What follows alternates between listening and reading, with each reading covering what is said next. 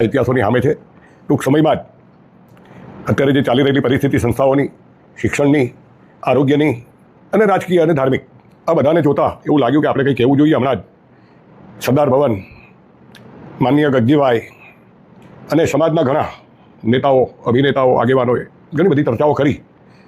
ખાસ કરીને મુદ્દાની જે ચર્ચા કરવી જોઈએ કે ધાર્મિક વાત હોય તો ખોડલધામ માટે એવી ચાલ્યું કે મુકેશભાઈ અમારા સુરતથી એણે કહ્યું કે ભાઈ નવું ખોડલધામ બનવું જોઈએ.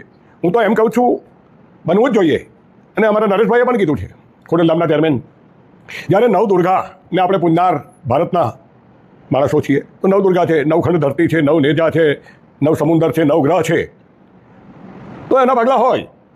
તો હું તો એવું કહું છું કે હમણાં જ એક સરસ આ એક ટ્રસ્ટ અને કંઈક નવું કર્યું આ યુવાઓએ, જે રાજકીય અને ધાર્મિક અને બની બેઠેલા સમાજના નેતાઓની ઉપર જઈ અને વિસાવદરની અંદર એક સંકુલ ઊભું થઈ ગયું છે. એવા જ સંકુલો આપણે ઊભા કરવાના થાય છે. 51, એક ખોડલધામ નહીં, 51 ખોડલધામ ઊભા થાય. નાની નાની સંસ્થાઓ, લોકલ માણસો એના કારભારી હોય તો એ સંસ્થા આપણને કામ લાગે.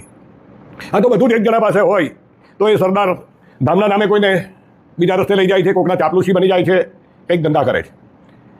એટલે આ ન થાય એના માટે 51 શક્તિપીઠ છે. તો ગુજરાતની અંદર 51 જગ્યાએ આવી વાડીઓ બને અને એના પ્રમુખો, એના ટ્રસ્ટ અને એના કારભારીઓ તમામ અલગ હોય, એવું મારું સ્પષ્ટ કહેવું છે. સાથોસાથ પહેલાં તો વ્યાસ લોકો ભવાઈ બજાવવા આવતા ગામડાઓમાંથી, બ્રાહ્મણો. હવે તો પટેલો ભવાઈ બજાવતા થઈ ગયા છે. અને પટેલો બી પહેલાં તો 1, 2, 3 કહેવાતા કે ભાઈ આ પટેલ છે, કડવા પટેલ હોય, લેવા પટેલ હોય, કોળી પટેલ હોય, દરેક પ્રકારના. પણ હવે તો એ 5 વ્યાસો જેમ 5 પાચીકડા ગાય અને પટેલોને સત્ય કહી દેતા કે તમે ખોટા છો, સામાજિક આ છે, જે એની તાકાત હતી વ્યાસ લોકોની. હવે અમારા 5 પટેલોમાં હું પોતે તો એવું કહું છું કે હું સરદાર વંશી પટેલ છું, લેવા પટેલ છું.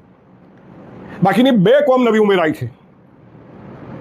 એક દલાલ પટેલ અને એક ઘાંચી પટેલ. અમારા સુરતી ઘાંચીઓમાં એવું કહેવાય કે ઘાસ ઉપર ચકલી બેઠી, ચકલી બોલી છી ઘાંચી.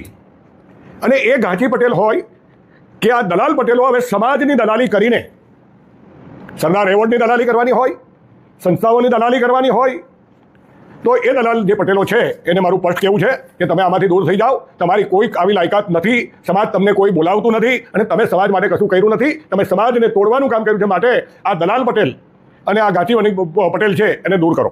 સાથોસાથ આ લોકો જો ખરેખર પાટીદારની ઓલાદ અને દીકરા હોય, એના વંશજ હોય તો કરે. શિક્ષણ ફ્રી કરવાનું સરકારને કહે, એનું આંદોલનમાં જોડાય. આરોગ્ય ફ્રી કરવાની વાતમાં આવે કે સરકારને કે ભાઈ 60 વર્ષ પછી આરોગ્ય ફ્રી કરી દો. દીકરા દીકરી જ્યાં ભણે છે એને તમે નક્કી કરો કે ભાઈ અમે કોલેજ લગીનું બધું ભણતર ફ્રી આપશું. આ લડાઈ નથી લડવી. આ લડાઈ લડવામાં એના આકાઓ પાટીદાર સમાજના દલાલોને બહુ તકલીફ પડે.